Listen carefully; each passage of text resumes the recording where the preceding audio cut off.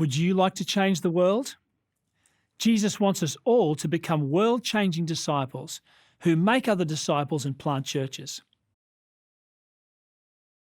Spending quality time with your friends and leading them into a relationship with Jesus is the most rewarding venture you will ever be a part of. It's Jesus' kingdom redemption plan for this whole world.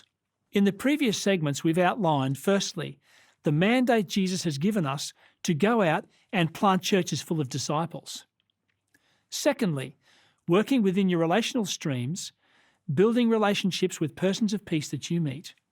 Thirdly, based on the Jesus Harvest parables, you'll be growing networks of friends who will also mature into disciple makers, who in turn will train others to repeat the cycle. This session we look at the nuts and bolts of planting a new church. The team will connect with new people and make new disciples. To do this, you might have Bible reading groups, home Bible studies, and Bible marking classes. You may conduct seminars and even evangelistic meetings. When some are ready for the harvest, it's time to gather them into a new church group.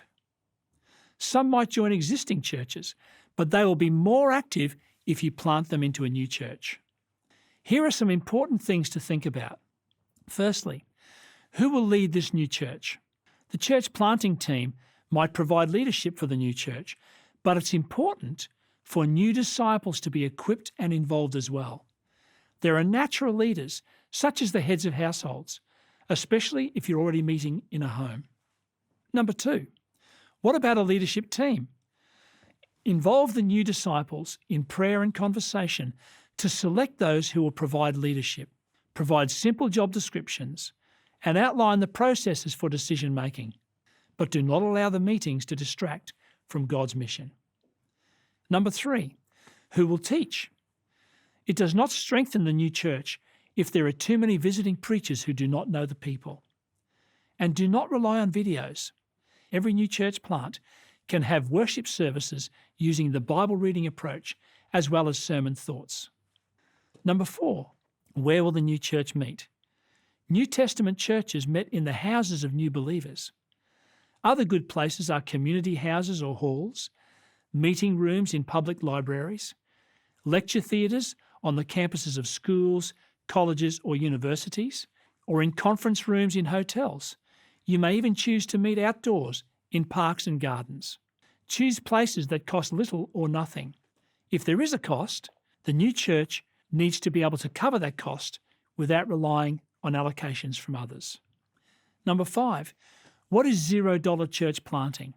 With a team of dedicated disciples, it costs little or no money to start Bible reading groups, conduct home Bible studies or readings, or to launch a branch Sabbath school. And when it is time to gather as a new church, the key is to use a venue that costs you little or nothing.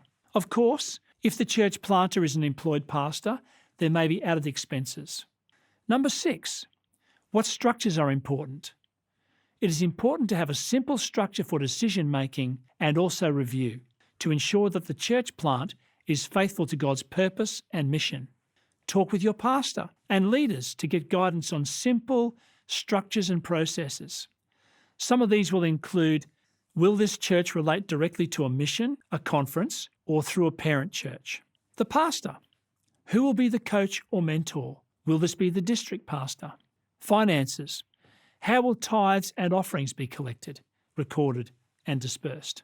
Also, what moral, legal, and ethical responsibilities need to be met for working with children, providing safe places for vulnerable people, and also liability insurance for gatherings and activities. Here is a simple but effective resource that can be very helpful as a tool for training disciples.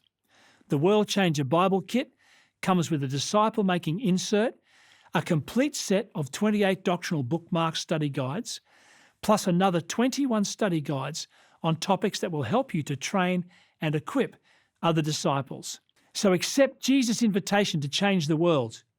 When he said, "Follow me and I'll make you fishers of men," he was talking to people just like you.